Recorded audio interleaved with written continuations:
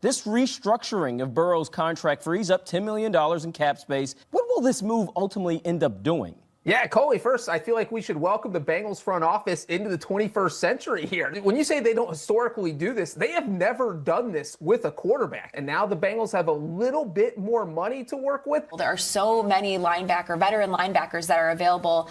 They need to sign someone. They need to bring someone else in. If you don't go after Wagner, Okereke is a fine option. Or, you mentioned Shaq Thompson is still available. I would always be hoping that you would start to see saving your cash in the bank and doesn't get you far. Oh, and then we start to see one day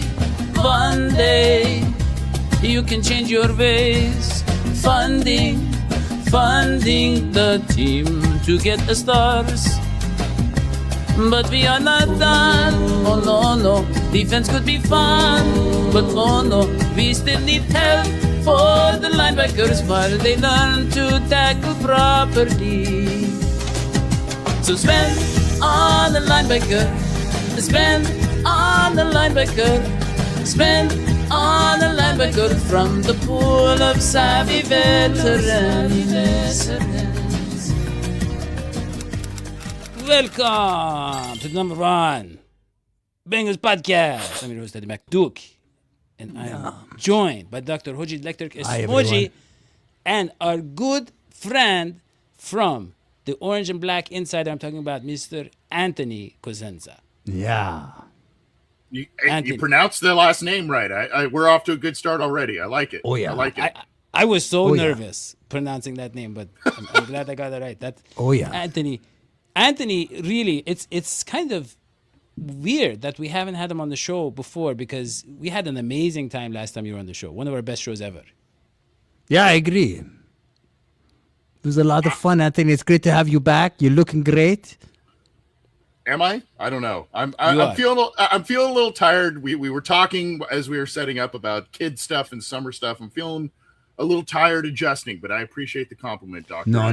Well, look, Anthony, you like us, you're struggling with the loss of our good friend John Sheeran, who for years, he was on both of our podcasts before he decided to retire, and it hit us like a ton of bricks. Oh, yeah. We just really wish that it could have gone on forever, but, the kids, they grow up. Nothing great can last forever. How are you dealing with the loss of John Sheeran? Well, he still gives me time here and there, so I appreciate that. But hey, I'd like to think that the three of us we were the platform to ascend him to other great things, right? I'd like to think that. I don't. That's I what don't I tell think myself. It's probably not true. Well, we were like the rest stop where a young Johnny Cash passed through. Enjoy the nice tea. Not Anthony.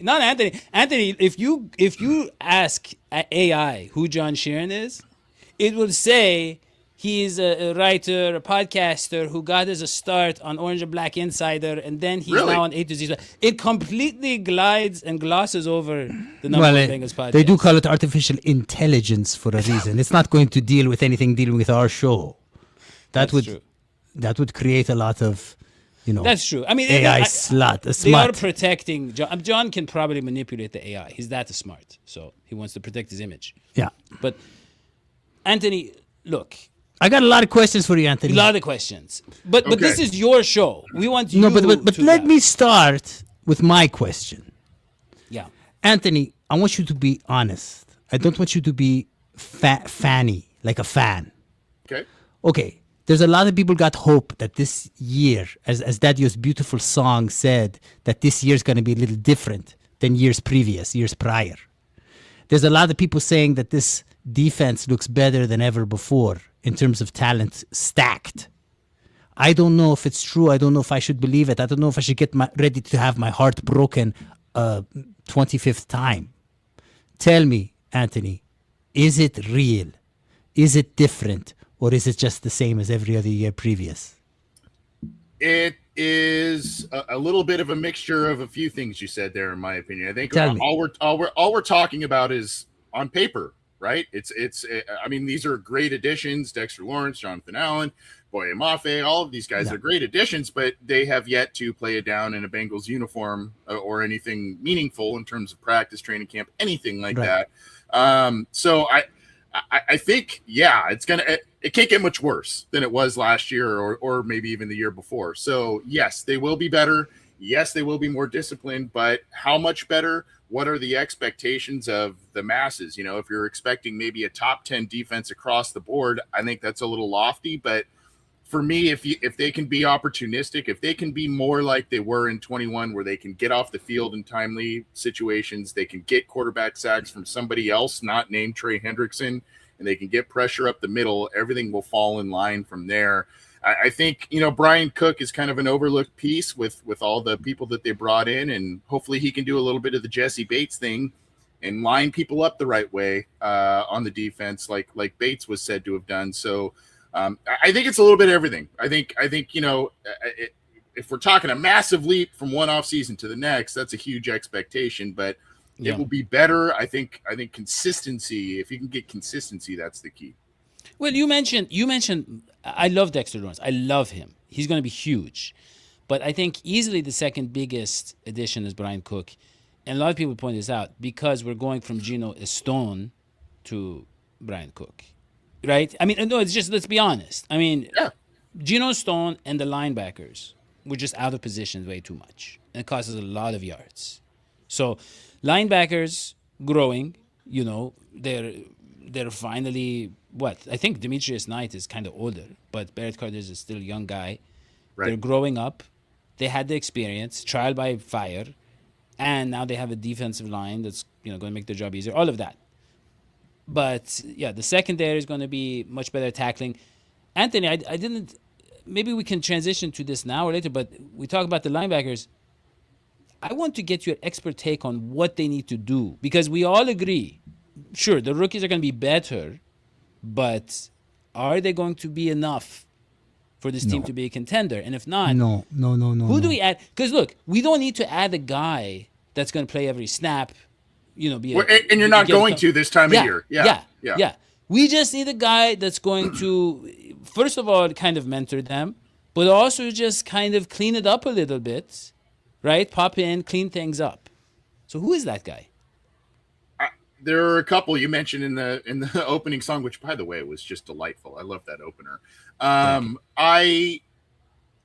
Okereke's out there and Bobby Wagner, and there are a number of names you could point to. And like I just said, I don't think you're going to get a guy heading into July in just a few weeks here that's going to be an every down starter necessarily, but someone, a veteran presence to steady that group.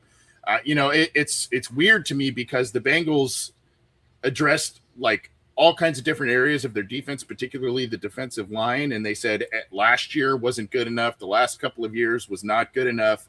And the most glaring weakness, it appeared last year, was the linebacker play. And that was the one they've showed the most faith in thus far in the offseason, be it the draft or free agency. So I still think they're going to need a veteran. I would not be surprised if this is something that goes into maybe even training camp. They start looking at the waiver wire of final cuts of teams and that sort of thing where, that maybe there's a veteran guy out there that they didn't think was going to be available and they think that could be a rotational piece, a veteran rotational piece. I would not be surprised if that's the case in, summertime, kind of like where they signed a Noah Fant, a Dalton Reisner. Oh yeah. Later than a lot of us would like to see another addition, but that may be what they look at. And also when you talk about a guy, particularly like Wagner, is he a guy that's really going to want to go through all of the OTAs, all of the mini camps, all of the training camp and all of that at this point in his career? No way. I think he's kind of earned the right to miss some of that stuff anyway. So, I see that happening. I just don't see that being just like tomorrow it's happening. They got to see who's staying at Sandra Bullock's house. That's how you find the next talent. Guys, I want to say, Anthony, it's been such a pleasure to be with you on this show. Yeah. I am having hair laser removal surgery on my back because the problem, my shirts don't fit me anymore, and They're not letting me into restaurants and movie theaters. It's really getting bad. So I'm going to have to go and do that right now, because if I don't, the hair will keep growing. So I'm going to wish you all adieu. Is it a permanent solution at least? Or is it a temporary solution? In my world, Anthony, there are no permanent solutions. Okay. But it'll last 3 to 4 months before it gets unwieldy again.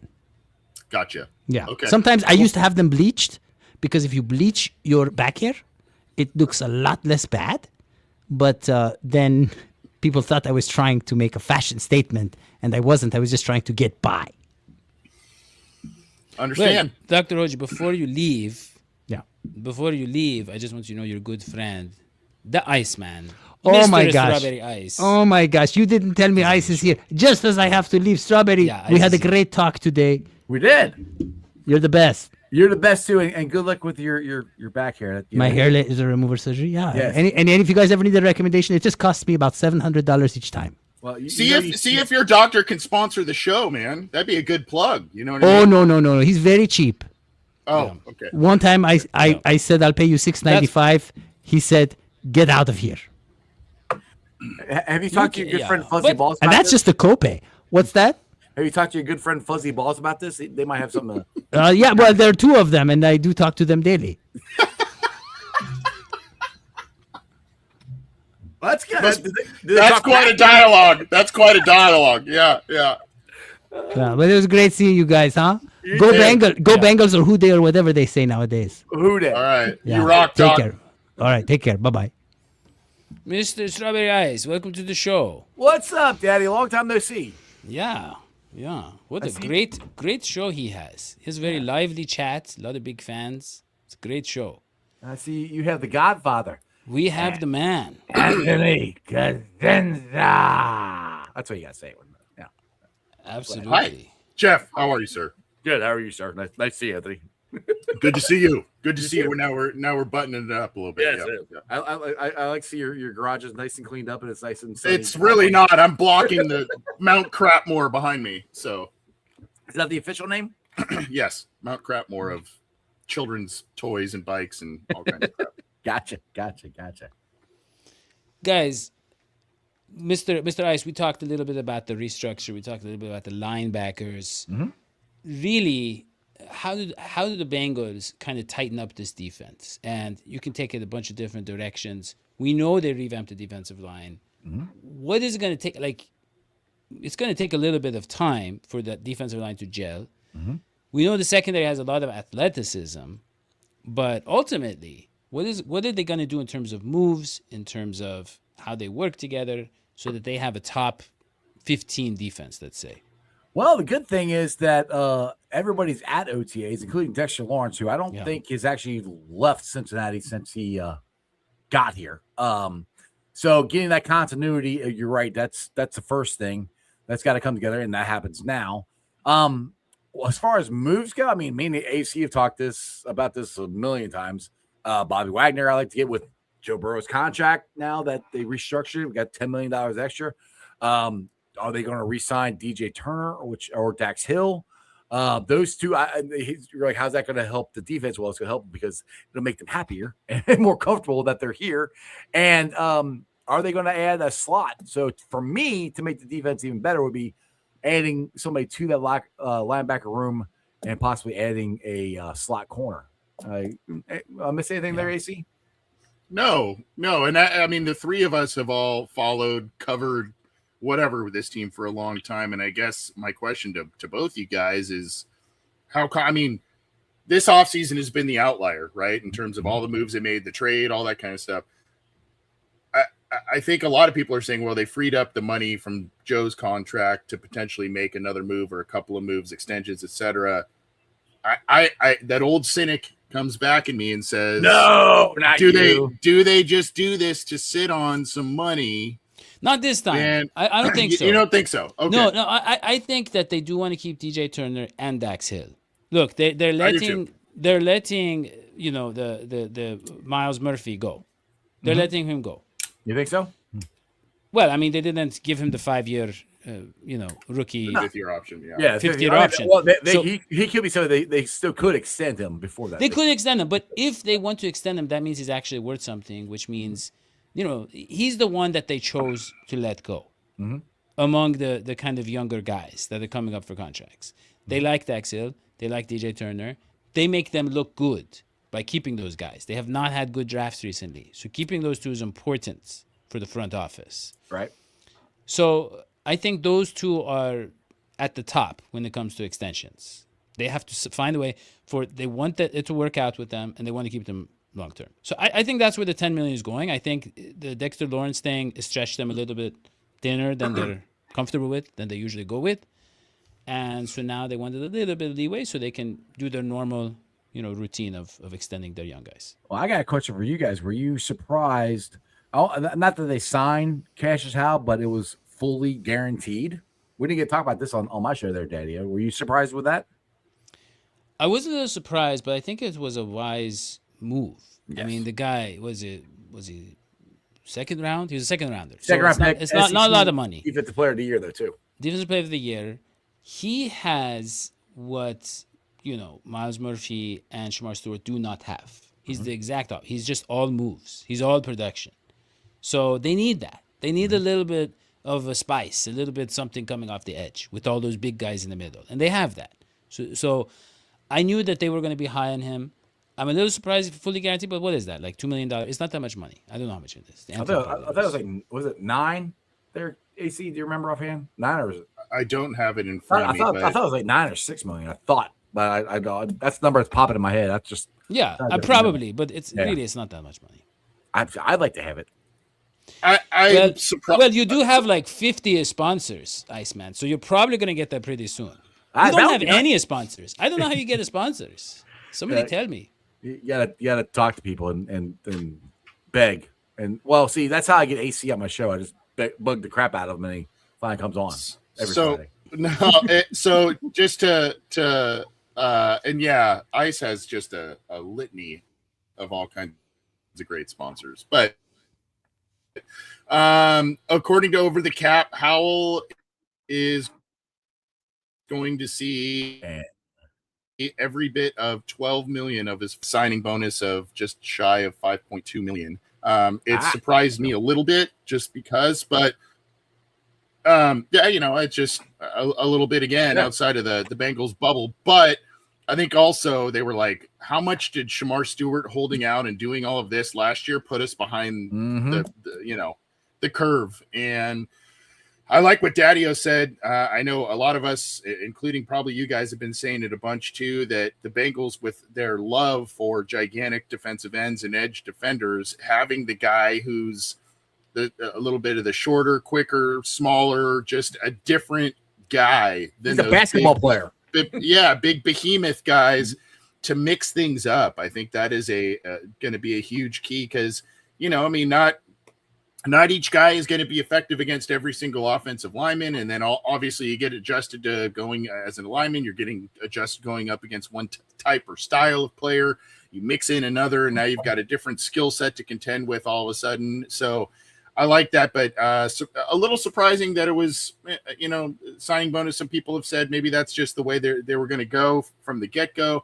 I see it as, again, the Shamar Stewart nightmare from last year. Maybe that's just prompted him to say, let's just get this done. This was a fringe first-round talent anyway.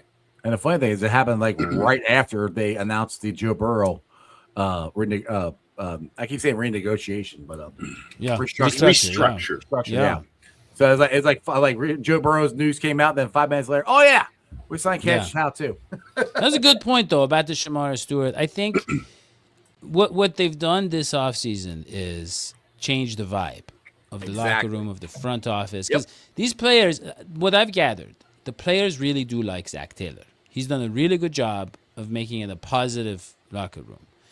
But, with the Trey Hendrickson thing, I felt like Joe Burrow was on Trey Hendrickson's side to some degree, and with the other, because they all kind of get it. And sure, Jamar Chase and Joe Burrow had things go their way pretty much, but T. Higgins didn't, the others didn't. And the players have taken the side, obviously, of the players, which they do in general, but really in the case of the Bengals. So I think the Bengals realize, hey, if we want to actually win, we need, because remember, Jamar Chase was not invested in this team early last season. So they're like, we need to have everybody happy here. I think there's a wake-up call. So good point there, Anthony. And that's the great thing about this offseason so far is we have nothing to – I don't want to say nothing to talk about, but we don't have a Shamar Stewart holding out. We don't have Trey Hendrickson's contract. We don't have any of that right now. I mean, I don't foresee us having any of that. I mean, AC, Dadio, it's going to be a weird offseason for us because we're going to be able to talk about football and not contracts. The drama is low. Right. And T Lions, I saw you pin that comment, Dadio, that, great to see Howell not. He also was doing something that Shamar wasn't doing last year and playing and practicing without a deal signed, right? Yep. Shamar was just not, he wasn't really participating in anything because that deal wasn't signed last year. He got horrible advice last year. And so anyway, I agree with both of you. It's the drama is low. The boat seems to be rowing all in the same direction this year, which is a good sign or a good feeling to have, I guess, going into training camp. Great sign. It's great. Yeah. Well, guys, I don't know if there's any other Bengals news or headlines or anything you want to talk about. Nice. Crickets. That's the thing. It's like there's not a whole lot going on. I mean, I went to the bridge today and I got to watch them practice. But what did you see? Tell us what you saw. I saw the Joe Burrow throwing passes to Jamar Chase and the one thing I thought was interesting. This is kind of cool though. And I thought I videoed it. It was so hot. I thought I hit record. I missed this part. But Dexter Lawrence was out there. He wasn't in pads or anything. But you know who he's given one-on-one lessons to? Landon Robinson. He was sitting there explaining him how to do pass rush moves and stuff like that. And I'm like, you can't get much better teacher than Dexter Lawrence. So that was, and I wish I would have got the stupid video, but I didn't hit record. It happens sometimes. Well, you telling us on the show. Do you guys feel that they're gonna? No, I'm sorry. Do you guys feel that they're gonna re-sign those corners? Do you think that gets done this offseason? There's at least one of them. There's at least one of them. I hope they sign both of them, but there's at least. I think it's gonna be DJ. Is what I think. I think so. Yeah, I think DJ is the more elite skill sets. I think they're signing him, and I think they're adding a linebacker. Is what I think they're doing. I don't know who. I think they'll get a linebacker close to the start of the regular season. They'll get one of these guys on the $4 million. Unless they do my trade and trade Chris Jenkins and like a 5th round pick for Jordan Brooks. I'm still holding out for that one. I mean, hey, and how much do you have the front office's ear, Iceman? How much do you? 0.0. Well, I saw a lot of big time people on your show.